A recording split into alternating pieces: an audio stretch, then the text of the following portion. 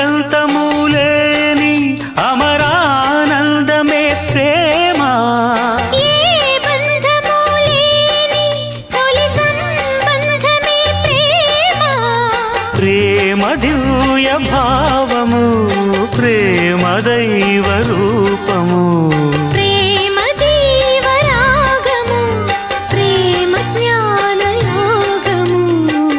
మనసున పారే సెలయేరు ప్రేమ. అలసట తీర్చే చిరుగాలి ప్రేమ. హద్దులేవి లేనిది అందమైన ప్రేమ.